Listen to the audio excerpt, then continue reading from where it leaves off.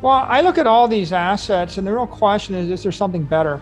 There has to be something better. Like what would make me sell Apple stock? Well, if you had a better mobile network. What would make you get negative on Amazon? Well, if there was a better retail network. What makes you get short Google? If there's a better information network. If there's something better, otherwise, and I don't see anything better because... Could Ether be better? No, because Ether is much more complicated. It's much less mature. It's not a $1 trillion monetary network that's purpose-built to be a store of value. Ether is attempting to be many other things, including the world computer and a smart contract platform. And it's going through a very rapid evolution technical cycle. So as it goes from Ether 1.0 to Ether 2.0, the entire basis of the network is going to change from proof of work to proof of stake. That introduces a whole host of questions. And so it'll be 3 to 5 years, probably 5 years after the Ether 2.0 upgrade before you can evaluate what it is. If you're a hardcore institutional investor, it's a different thing.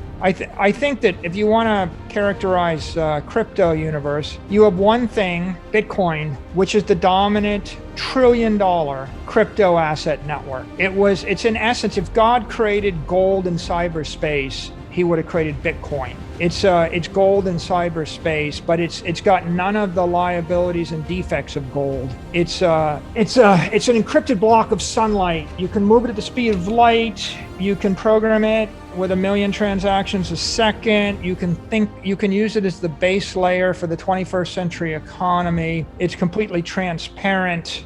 You can't make any more of it. It's capped at 21 million. You can take delivery of $1 billion of it in the palm of your hand or hold it in your head. Okay, so never in the history of the world did we have such a pure form of monetary energy.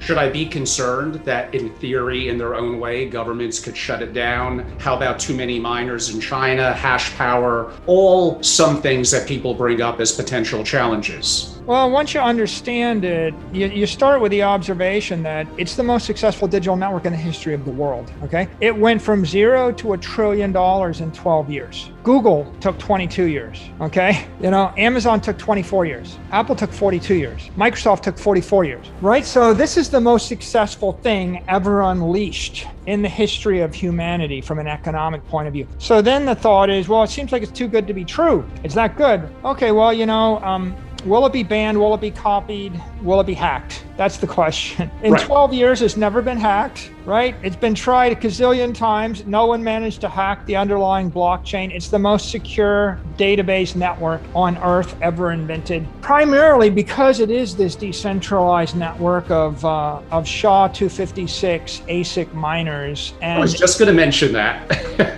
It's billions and billions of dollars of hardware, and the only use of the hardware is to secure the network. So it just can't be attacked in a conventional way. You would have to spend 4 years and $20 billion to attack the tip of it. And there's hundreds of millions of people that know you're not going to keep that secret for more than a few seconds before the community attacks back. Since Bitcoin blockchain is a dominant digital monetary network, will applications eventually be built on the Omni layer that fosters innovation in NFTs, igniting the Bitcoin blockchain to become the underpinnings of the Internet of Value? I think there'll be an explosion of all sorts of layer 2 solutions. They're already there. Coinbase is a layer 2 solution. Binance is a layer 2 solution. Square and PayPal are layer 2 solutions. Grayscale is a layer 2 solution. Every company that ever plugged their product or service or mobile app into Bitcoin is a layer 2, and they're all facilitating millions of transactions a day on the layer 2, and then they're using the base layer as the underlying settlement layer. There are probably 10,000 companies that are plugged into it in a big way. There'll be hundreds of thousands. There'll be billions of transactions in these layer 2 networks that ultimately will be settled on the layer 1 network, or they'll use the underlying blockchain as the fundamental store of value and integrity of the network. The nature of money has been bifurcated, and now the medium of exchange portion of money is sitting in fiat currencies. And the store of value element of money is now migrating into crypto assets and into Bitcoin in specific. So everything you'd study in finance is going to be rendered largely irrelevant in the next 10 years unless you really grasp the underlying theory of money. I think that the best way to learn that is probably not in school at all. The truth is you probably should go on YouTube. If you go to hope.com or the like, you'll find an entire set of videos on this. You can learn anything in YouTube.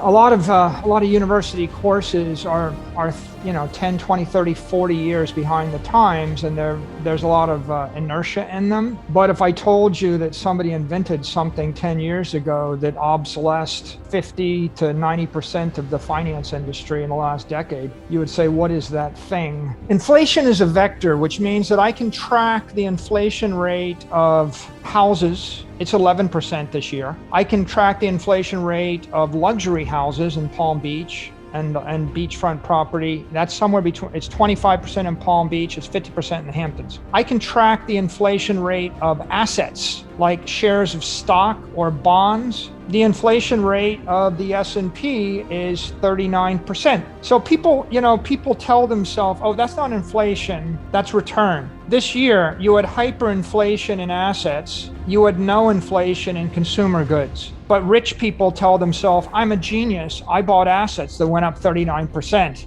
And those consumer goods didn't. Okay, you're captured in your own frame of reference. I can define any market basket of aspirational goods, products, and assets. Once you embrace that idea, then the question is, do you want to live in your parents' basement, watch Netflix, and order Domino's pizza the rest of your life? If so, the CPI is relevant to you. Or would you like to be wealthy or stay wealthy? If you wish to be wealthy or stay wealthy, then the relevant inflation rate is the asset inflation rate. And the best surrogate for the asset inflation rate is either the broad money supply, M2, which expanded 25% this year, or it's the S&P index, which is the most liquid thing.